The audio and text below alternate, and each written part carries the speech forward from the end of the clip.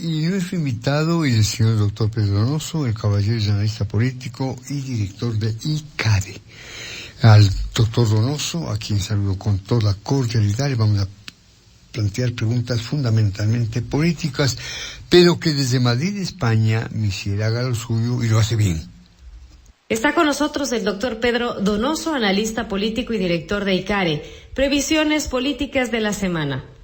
El desarrollo del juicio al excontralor, la cruzada del Consejo de Participación Ciudadana en favor del Defensor del Pueblo, el nuevo rumbo político de la CONAIE son algunos temas clave de la agenda informativa para esta semana. Doctor Donoso, don Pedro, si me permite, Pedro y Diego, para facilitar el diálogo, bienvenido al programa. Son preguntas bien elaboradas. Estamos enfrente de un hombre inteligente que sabrá pues absorber nuestras inquietudes. Una súplica, don Pedro, respuestas muy puntuales porque tenemos, Michelle y yo, varias cuestiones de gran importancia. Pedro, el sábado fue la posición de Leonidas Issa como presidente de la CONAIE. En la cita envió este mensaje a Pachacuti, textual: la unidad no solo pasa por ser un elemento utilitario de la política, sino por la disciplina colectiva. La unidad no solo pasa por ser un elemento utilitario de la política, sino por la disciplina colectiva. Don Pedro, doctor Donoso, ¿qué interpretaciones caben al respecto? Comencemos por allí. Buenos días, Diego. Gracias por la invitación. Un gusto estar con usted.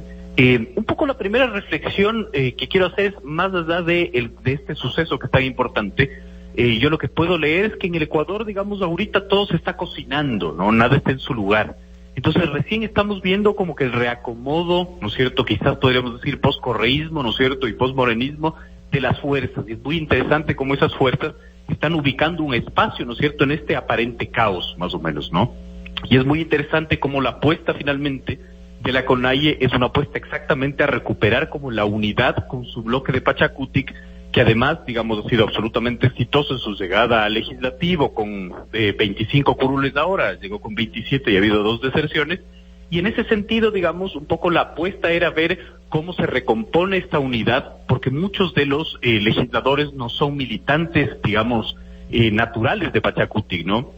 Hubo una entrevista muy interesante en un medio digital en donde el periodista le preguntaba a uno de los asambleístas por Guayas, ganadores de Pachacutic, ¿no es cierto? Le decía, ¿y qué significa Pachacutic? Y este asambleísta no pudo ni siquiera responder.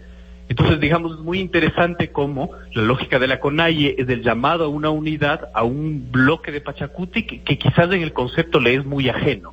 Pero eso es uno de los ingredientes, digamos, en este reacomodo de fuerzas, porque pasan muchas cosas en el Ecuador y creo que recién estas cosas que están sucediendo están buscando su rumbo y va a ser muy interesante hacer esa lectura, ¿no?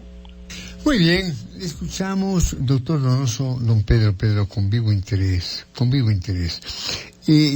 Una recomendación, tal vez separarse un poquito del teléfono, para que su audio penetre en forma más nítida. Muy bien, Pedro, ¿cómo evalúa usted las relaciones entre el gobierno y las diversas organizaciones indígenas y campesinas? Tenga la bondad. Es muy interesante, ¿no es cierto?, este planteamiento. Yo creo que hay que hacer una lectura de lo que ha sido estos 60 días de gobierno, porque yo creo que nos estamos enfrentando a dos países finalmente. Esa es mi lectura. El primer país es lo que un poco se debate en la esfera pública, ¿no?, en donde siento que no pasa nada, que no sucede nada. Es decir, el gobierno le ha apostado muchísimo finalmente al plan de vacunación. Es lo único que nosotros podemos percibir, ¿no es cierto? Es un proyecto interesante porque además es un proyecto, digamos, que te puede dar, o al ciudadano le puede dar algo material finalmente, no te puede hacer, digamos, un balance del gobierno desde la lógica material. Sin embargo, pasan muchas cosas en el Ecuador que no se están debatiendo, ¿no? Y creo que eso es lo que marcará finalmente el rumbo de lo que pueda hacer, digamos, el gobierno de Lasso en los siguientes meses. Es decir, digamos, en la esfera pública se habla del plan de vacunación, es interesante cómo finalmente los titulares son el octavo nieto de Guillermo Lasso, ¿no es cierto?, el legado que le dejó su padre. Sin embargo, pasan cosas que antes, por ejemplo, de la crisis carcelaria, que para mí es un cortaguas, ¿no es cierto?, sucedían, y esos son algunos de los titulares también que aportaba la prensa. Por ejemplo, 56.390 ecuatorianos salieron del país entre enero y mayo de este año y no regresaron, ¿no? O mayo del 2021 registra la tasa más alta de desempleo con 6.3%, ¿no es cierto? El crímenes violentos aumentaron 41% en relación con el 2020. Es decir, digamos, suceden cosas en el Ecuador profundo, pero finalmente, digamos, en la lógica del debate público estamos discutiendo otro tipo de cosas. Y eso es lo que va a provocar, ¿no es cierto?, que hay un reacomodo futuro, ¿no es cierto?, en el Ecuador de la discusión y el Ecuador de la realidad. Yo creo que la crisis carcelaria fue, digamos, un cable a tierra de esa realidad, ¿no?, de volver a discutir, digamos, lo que está sucediendo realmente por fuera quizás de el tema del plan de vacunación, que es lo que más nos llama la atención. En ese sentido, ¿no es cierto?, por ejemplo, la pregunta, las relaciones que tiene el gobierno con el movimiento indígena, con el movimiento campesino, ¿no es cierto?, son los que también marcarán un futuro que aún no está tan claro, es decir, que aún no logra, digamos, estallar, ¿no es cierto?, esa tensión social, o por ejemplo podemos meter el elemento de la huelga de maestros de la Unión Nacional de Educadores, por ejemplo, que ya llevan varios días, que nos van a definir finalmente cuál va a ser el rumbo de la gobernabilidad del gobierno, más allá del tema del plan de vacunación. El nivel de audio mejoró notablemente, Pedro, muy gentil. Gracias por atender nuestro pedido. Estamos dialogando con el doctor Pedro Donoso, analista político y director de ICARE. El tema, previsiones políticas de la semana. En la primera página de Expreso del día de hoy hay este gran titular. El excontralor se defiende atacando pero sin dar detalles. Carlos Polit, no habla del caso del que se le acusa, las coimas de Odebrecht. Carlos Polit, excontralor sentenciado por conclusión en su comparecencia en la Comisión de Fiscalización de la Asamblea, dentro del juicio político en contra del excontralor Durante Procede, salpicó a una serie de personajes en actos irregulares. Me permito hacer referencia a este titular, don Pedro, porque entiendo que Michelle desde Madrid, España, tiene una inquietud sobre ese tema. Michelle. Doctor Donoso, ¿cuáles son sus impresiones sobre el avance del juicio político a Pablo Celi y en particular sobre las declaraciones de Carlos Polit? Entre otras perlas, Polit, prófugo de la justicia, dijo que dejó la Contraloría por presión de José Serrano y que Celi se tomó la entidad por asalto. Digamos, yo a veces siento que este juicio político es una radiografía de lo que es del país, ¿no? Un país repleto, yo siempre digo esto, repleto de sucesos y con muy poco proceso, ¿no? Un país otorgado a los brazos del espectáculo, ¿no? Y creo que eso es supremamente interesante. Yo conversaba con unos colegas, con unos, digamos, abogados expertos en derecho penal, y yo decía, si nos descuidamos, la Comisión de Fiscalización ya va a empezar a ordenar allanamientos casi, ¿no? Es decir, digamos, un espectáculo casi como un juicio real, sin olvidarnos que eso es un juicio político, ¿no? Lo interesante, digamos, de esta espectacularización es que, digamos, evidencia ciertas cosas, pero la gran pregunta no es qué pasa con, digamos, qué son esas cosas, sino qué va a pasar con eso. Es decir, ¿va a haber algún tipo de consecuencias? O una vez más, digamos, el Ecuador se convierte en este país de sucesos más que de procesos, en donde estos son solo titulares, pero no llega finalmente a procesarse algo, ¿no? Es decir, tendrá responsabilidad la gente que fue señalada por Carlos Polit, qué es lo que va a suceder, digamos, ahí el rol, por ejemplo, del correísmo es un rol, para mí es un rol bastante interesante, ¿no es cierto? Pero además en el sentido de que ellos han dado, digamos, una palestra finalmente a un proceso político que yo siento que a ellos les ha afectado, ¿no? Es decir, por ejemplo, las declaraciones del señor Carlos Pareja Llanuselli, en donde señala a Correa, a Glass y a Mera como los que lideraban esta estructura delincuencial. Y claro, es interesante cómo los mismos correístas dieron esa posibilidad, ¿no?, de que esta persona pueda decir eso. Entonces, es un juego político bien interesante, ¿no es cierto?, que yo creo que rebasa los límites de lo que necesita finalmente el proceso y ya lleva a un nivel más de espectacularización, ¿no? Lo ideal sería, digamos, que ya se defina finalmente ese juicio político, pero sobre todo que se dé resultados. Obviamente no es, digamos, el rol de la Asamblea, pero sobre todo que dé resultados para que el país ya tenga, por ejemplo, un proceso de elección de un contralor y dejemos esta incertidumbre, ¿no? Pues le escuchamos con muy buen interés, doctor Donoso, y yo coincido en buena parte con lo que usted manifiesta, ¿no? Ahora, en lo que tiene que ver con la comparecencia de Carlos Polit, bueno, qué desfachatez, ¿no? Acusa a media humanidad, pero no dice nada acerca de sus propias culpas, ¿no? Recibía maletas, maletines de cuero con millones de dólares en efectivo. No, sí, ojalá esto termine en algo, porque a la final, pues, si no hay un resultado como usted reclama, Pedro, esto simplemente se convierte en un espectáculo mediático que nos deja un mal sabor en el ánimo, ¿no?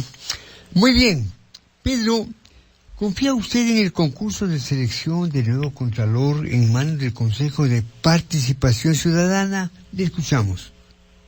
Digamos, más allá de confiar o no, creo que finalmente hay que hacer la apuesta a la institucionalidad, porque también, digamos, otro de los males de este país es que finalmente la confianza o la falta de confianza, ¿no es cierto?, que es una percepción, rebasa la lógica del camino institucional. Es decir, nos guste o no nos guste, es el Consejo el que tiene que hacerlo. Y yo creo que tiene que acelerar este proceso, ¿no? Es decir, lo que sí no se puede dar el lujo del Ecuador es de seguir en esta incertidumbre de finalmente quién va a ser el Contralor, ¿no? Y creo que en ese sentido, ¿no es cierto?, los ojos de la sociedad civil, de los demás estamentos, deben presionar a que ese concurso se dé finalmente con todo lo que se deba dar, ¿no es cierto?, con la transparencia que se deba dar, porque además, como le decía, como estamos, digamos, en este proceso en donde nada está en su lugar en el ámbito político y en donde las fuerzas políticas están en pugna y en tensión por, digamos, un nuevo tablero político, por una nueva dimensión política, es evidente que la Contraloría va a entrar a jugar ahí un rol finalmente de botín político, ¿no? Esperemos que no, esperemos que haya un concurso, digamos, transparente y se pueda elegir un Contralor en el cual, digamos, los procesos se den dentro del marco normativo y que tampoco sea utilizado como una herramienta de persecución política finalmente, ¿no? Porque además en este país también es como la fábula del rey está desnudo, ¿no? Esta fábula que contábamos de los pequeños, ¿no? En donde había un rey que además le vendieron un traje, ¿no es cierto?, que era invisible, que solo los inteligentes podían ver y nadie se atrevía a decir que el rey está desnudo. Yo creo que ese también era el caso del señor Celi, ¿no? Es decir, en los corredores de la política todo el mundo sabía que el señor Celi era corrupto, pero como era funcional a ciertos intereses nadie decía nada, ¿no? Entonces creo que sí es interesante, digamos, que el Ecuador se dé este baño de verdad y que sigamos siendo, y que dejemos de ser, más bien dicho, este país de las fábulas del rey está desnudo, ¿no? La escuchamos, como digo, Pedro, con vivo interés. Desde Madrid nuevamente interviene Michelle y una pregunta estupenda. Michelle. Doctor Donoso, una mayoría en el Consejo de Participación hizo una declaración pública en favor de Freddy Carrión, defensor del pueblo preso, e instó a la Fiscalía a acelerar la investigación a Zaira Rovira, defensora subrogante por usurpación de funciones. Todo esto ocurre cuando esta semana se debe realizar la audiencia preparatoria de juicio en contra de Carrión. ¿Hay un cronómetro político en las acciones de los consejeros? Por supuesto, creo yo, gracias Michelle por la pregunta, por supuesto, y eso es lo que planteaba también, ¿no? Es decir, en este reacomodo de fuerzas hay estos pequeños botines políticos, ¿no es cierto? La Defensoría del Pueblo, digamos, es además post-octubre del 2019, es un, digamos, cargo, es un espacio de poder, ¿no es cierto? Y ojalá más bien igual se acelere, digamos, el proceso para tener algún tipo de respuesta y que no sigamos en esta lógica de incertidumbre, ¿no? Pero sobre todo, finalmente, que entendiendo además que es absolutamente natural que los pesos políticos entren en esta disputa, que finalmente se haga un proceso transparente y que, ¿no es cierto?, podamos también tener algún cierto halo de verdad y que incluso podamos tener un nuevo defensor del pueblo también, ¿no? Este programa Buenos Días de Radiovisión, jornada correspondiente al lunes 26 de agosto del año 2021, estamos dialogando con el doctor Pedro Donoso, analista político y director de ICARE. Pedro, para este lunes, para hoy, maestros de 4 provincias más anuncian su apoyo a la huelga de hambre del magisterio. ¿Cómo destrabar este conflicto social que lleva ya 2 semanas? Este es un anuncio para el gobierno. Tenga la bondad, Pedro. Eso es muy interesante, Diego, el tema, pero sobre todo el fenómeno político, porque para mí es el resurgimiento, ¿no es cierto?, de esta agrupación, de este estamento social llamado Unión Nacional de Educadores, ¿no es cierto?, que el precorreísmo tenía tanto poder finalmente, ¿no? Y que, claro, plantean esta discusión desde una lógica de la no institucionalización. Entonces, finalmente, digamos, la razón de su huelga de hambre, ¿no es cierto?, es la aprobación de esta ley que, entre otras cosas, subía, por ejemplo, el salario a los maestros, que se encuentra ahorita en la Corte Constitucional. Y es interesante porque esto le sirve de plataforma para regresar al escenario político, a la UNE, ¿no es cierto?, y con ello finalmente darle más fuerza al partido político cercano a ella, que es Unidad Popular, ¿verdad? Y con eso, digamos, convertirlo en un nuevo actor en el cual yo creo que el gobierno de Lasso tendrá, digamos, un antagonista, ¿no es cierto?, un opositor. Entonces, finalmente, más allá de la huelga de hambre, que yo creo que simplemente en la lógica política un símbolo, ¿verdad?, es el resurgimiento de la Unión Nacional de Educadores como una lógica de oposición. Y yo creo que esas son las pequeñas batallas que van a marcar la futura tensión del gobierno de Lasso. Entonces hay que ponerle mucho ojo, pero finalmente, digamos, claro, yo le escuchaba ayer a un vocero de la UNE decir que ellos están esperando a ver cuál es el pronunciamiento de la Corte Constitucional y con base a eso tomarán nuevas medidas. Claro, pero finalmente, digamos, los pronunciamientos que haga la Corte Constitucional están limitados por la ley, no son pronunciamientos finalmente, si lo podríamos decir así, de índole política, ¿no? Entonces, ese va a ser, digamos, un cortapisas también del futuro y de la futura gobernabilidad que pueda tener con el Lasso en relación con este tipo de estamentos, y que yo creo que se derivarán mucho de lo que para mí es la bandera de lucha finalmente del gobierno de Guillermo Lasso, que es el proceso de vacunación, ¿no? Que de alcanzar el 9-100, ¿no es cierto?, de 9 millones en 100 días, y yo creo que le darán un nuevo rumbo finalmente, e incluso de lograrlo, yo creo que le darán finalmente una estabilidad de gobernabilidad y de poder tener un margen de maniobra y un capital político que le ayude finalmente a cumplir sus objetivos, ¿no? Y tal como van las cosas, Pedro, mis señores, tal como van las cosas, parecería que sí, que el gobierno del señor Lasso va a cumplir con ese gran desafío del 9-100. Me parece que sí. Ahora, por lo demás, Pedro, escuchándole a usted, cuando en el escenario político ingresa la UNE, cuidado. ¡Uy! La UNE tiene una larga trayectoria de un activismo, pero realmente demoledor. Entonces yo creo que la cuestión de los maestros en huelga de hambre, les saludo con todo afecto y solidaridad y comprensión, y la participación de UNE, y con la UNE, la participación de sectores obreros, esa es una bomba de tiempo. Yo creo que a esto, como usted dice, el gobierno tiene que ponerle mucho ojo y no llegar a destiempo, como ya ha sucedido en 2 o 3 ocasiones. Michelle. Doctor Donoso, en otros temas, el país lamenta los decesos de César Monge, fundador del movimiento Creo, y de Teresa Minuche, la primera mujer en ocupar la superintendencia de compañías. ¿Cómo recordar sus legados? Bueno, digamos, creo que es una situación absolutamente lamentable, ¿no es cierto? Creo que es importante. Yo creo que en ese sentido, claro, yo, digamos, no puedo hablar desde lo personal, pues no conocía, digamos, a César Monge, pero creo que, digamos, el gobierno sí pierde una figura muy importante, no solo desde la lógica política, sino desde la lógica humana también, ¿no? Y creo que eso es parte del juego de la política, estas relaciones humanas, ¿no es cierto?, estas, digamos, quizás más relaciones personales. Yo lo que pude ver de las declaraciones del presidente de ayer es que estaba absolutamente, digamos, evidentemente afectado, y sí creo que eso va a marcar, digamos, un nuevo rumbo en la lógica de la visión política, ¿no?, porque Monge marcaba, digamos, este ritmo. Creo que finalmente del legado, yo creo que ahí más bien los medios de comunicación se encargarán de recordarlo finalmente y plantear el legado de estos dos actores tan importantes, y yo creo que habrá que hacer, digamos, una reflexión de cuál puede ser, ¿no es cierto?, el efecto de estas ausencias, ¿no?, sobre todo en el gobierno y sobre todo en el caso de Monge. Y lo que tiene que ver con doña Teresa Minuche, la economista, yo me acabo de enterar de su fallecimiento y lo lamento muy sinceramente. Yo traté en vida varias ocasiones a doña Teresa Minuche, fue superintendencia de bancos, si no me equivoco, y en todo momento tuvo una actuación pública pues realmente destacada y destacable. Esta mañana, a propósito de esta pregunta de Michelle, hago llegar a los parientes, a los familiares de Teresa Minuche, mi señal de solidaridad. Recuerdo perfectamente a doña Teresa Minuche, como digo, conversé con ella tanto en términos periodísticos cuanto en términos humanos, más de una ocasión. Qué pena. Bueno, una última pregunta, Pedro, para terminar nuestra mirada puesta en Perú. ¿Qué oportunidades y qué contradicciones pueden aflorar en el gobierno de don Pedro Castillo? Es muy interesante finalmente ese fenómeno, ¿no? Yo hacía un parangón que quizás no sea tan real, pero el parangón es cuando Ollantumala llegó al poder, ¿no? El Perú, digamos, y su estructura político y social muchas veces logran, ¿no es cierto?, controlar, si se puede decir, no sé si ese es el uso de la palabra, pero finalmente darle como un encuadre a los gobiernos que tienen otra mirada, ¿no?, su propia dinámica.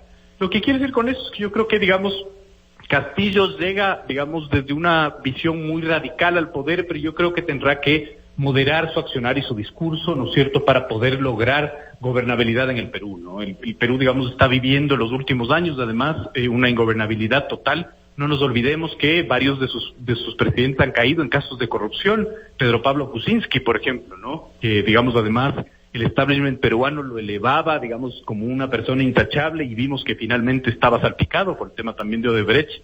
Entonces, creo que finalmente va a tener que moderar su discurso, a pesar de que yo creo que no abandone finalmente sus filas y pueda ser quizás, digamos, como una lógica de un nuevo planteamiento en un rumbo un poco más a la izquierda, un poco más progresista de lo que ha sido Perú en los últimos años, pero creo que se asemejará mucho a lo que fue Ollantumala, ¿no? Algo un poco más tirado hacia el centro, ¿no es cierto?, y no tan radical, porque de una u otra manera las estructuras de la sociedad peruana creo que le obligarán a ello, ¿no? Habrá que ver igual cuáles un poco las relaciones finalmente con el resto de países, habrá que ver qué es lo que pasa finalmente con el Grupo de Lima, pero yo creo que tendrá que moderar su discurso si es que quiere establecer gobernabilidad dentro del Perú, ¿no? Porque no es que gana con menos de 40,000 votos, entonces sí tendrá que hacerlo, digamos, para lograr un poco estabilidad y gobernabilidad, que es lo que tanto necesitan las democracias de América Latina.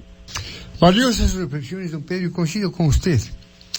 Yo creo que don Pedro Castillo va a tener que morigerar su actitud si quiere mantenerse en el poder. Y claro, Perú ha vivido vicisitudes, pero realmente increíbles. En una semana tuvo 3 presidentes. En una semana tuvo 3 presidentes en el Perú. Así es que, Pedro, qué grato charlar con usted. Espero seguir conversando en el futuro. ¿Ya se vacunó, Pedro? Ya, mire usted, reciencito, porque soy bien joven, pero ya me vacuné. Qué maravilla, habla de juventud, qué envidia, qué sana envidia. Un abrazo cordial, Pedro, buenos días. Le saludo mucho, Diego, y le agradezco. Buen día.